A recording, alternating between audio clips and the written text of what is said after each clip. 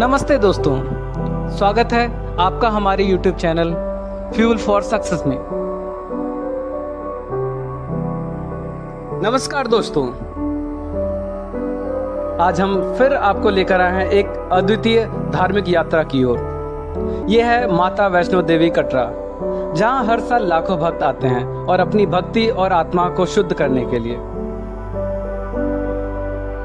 माता वैष्णो देवी कटरा मंदिर का यह स्थल हिंदू धर्म के एक प्रमुख तीर्थ स्थल के रूप में माना जाता है, जो भक्तों के लिए आत्मिक शुद्धि एवं सांत्वना का स्रोत है।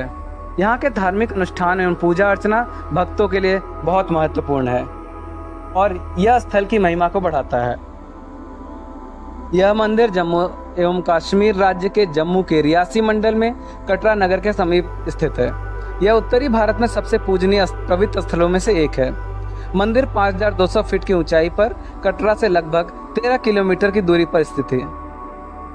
प्रतिवर्ष लाखों तीर्थयात्री इस मंदिर का दर्शन करते हैं और यह भारत में कुछ सबसे मुख्य और सर्वाधिक देखे जाने वाले तीर्थ स्थल है। माता वैष्णो देवी मंदिर की कहानी एवं महिमा के बारे में जाना जाता है कि करीब 700 साल पहले मंदिर का निर्माण पंडित श्रीधर ने किया था। श्रीधर एक ब्राह्मण पुजारी थे और उनकी पत्नी माता रानी के परम भक्त थे। एक बार श्रीधर के सपने में दिव्य के जरिए भंडारा करने का आदेश मिला, लेकिन श्रीधर की आर्थिक स्थिति अच्छी नहीं थी, जिसके कारण वह आयोजन की चिंता करने लगे और चिंता में पूरी रात जागे रहे। फिर उन्होंने सब कुछ किस्मत पे छोड़ दिया। सुबह होने पर वहां लोग प्रसाद ग्रहण करने के लिए एकत्रित होने लगे, जिसके बाद उन्होंने देखा कि वैष्णो देवी के रूप में एक छोटी सी कन्या उनकी कुटिया में पधारी हुई है और उनके साथ भंडारा तैयार कर रही है। गांव वाले ने इस प्रसाद को ग्रहण किया। इस प्रसाद को ग्रहण करने के बाद लोगों को संतुष्टि मिली, लेकिन वहां मौजूद भैरवनाथ को नहीं मिली। वह अपने लिए जानवरों के मांस खाने की इच्छा कर रहा था, लेकिन वहां वैष्णो देवी के रूप में छोटी सी कन्या श्रीधर की ओर से ऐसा करने के लिए इनकार कर दिया, जिसके बाद भैरवनाथ ने अपना यह अपमान स्वीकार नहीं कर पाया और दिव्य लड़की को पकड़ने की कोशिश करने लगा, लेकिन वह ऐसा करने में विफल रहा।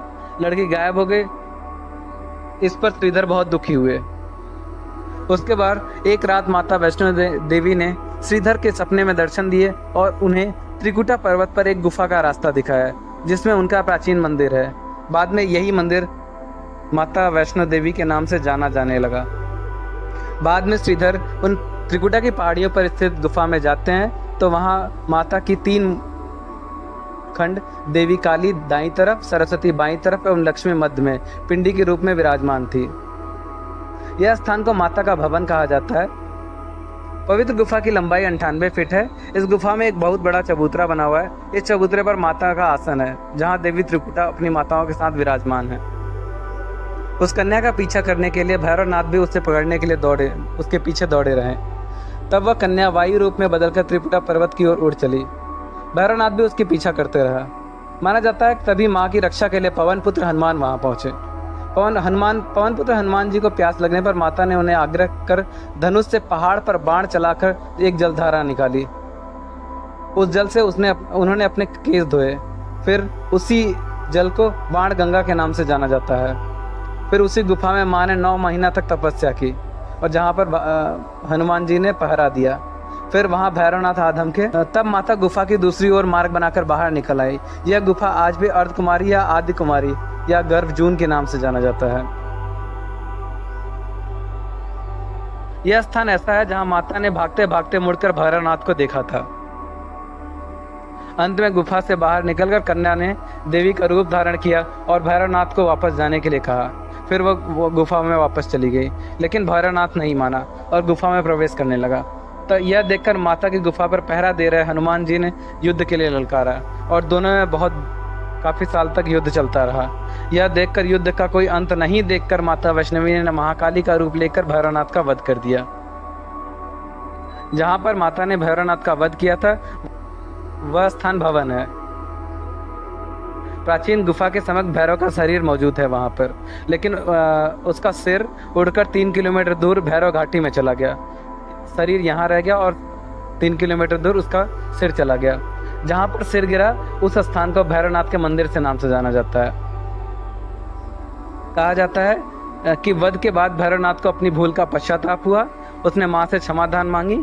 माता वैष्णो देवी जानती थी कि उसका हमला करने के पीछे भैरव की प्रमुख मोक्ष प्राप्त करने की मंशा थी।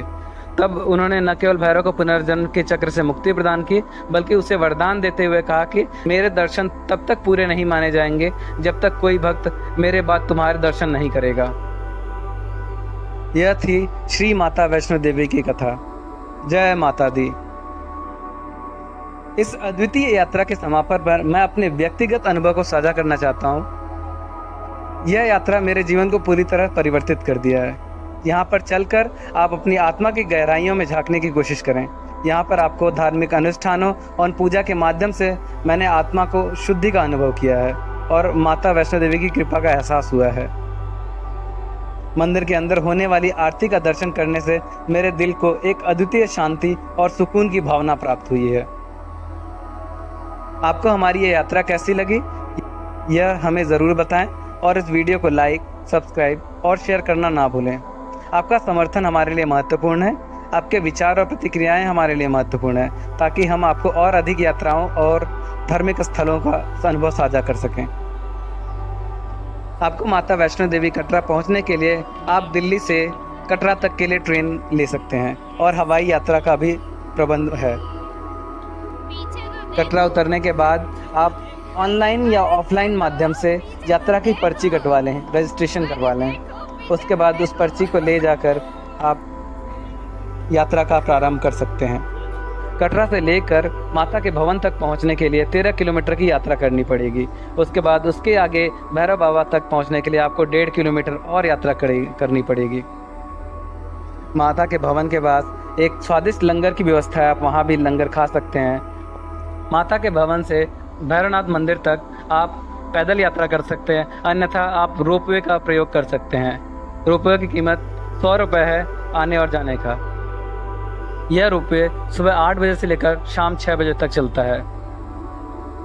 जीवन में एक बार तो आप माता वैष्णो देवी कटरा ज़रूर जाएं। यहाँ पर आपको अद्वितीय आनंद की प्राप्ति होगी। धन्यवाद। जय माता दी। मिलते हैं अगली वीडियो में, तब तक के लिए धन्यवाद। अपना ख्याल रखें। जय हिंद।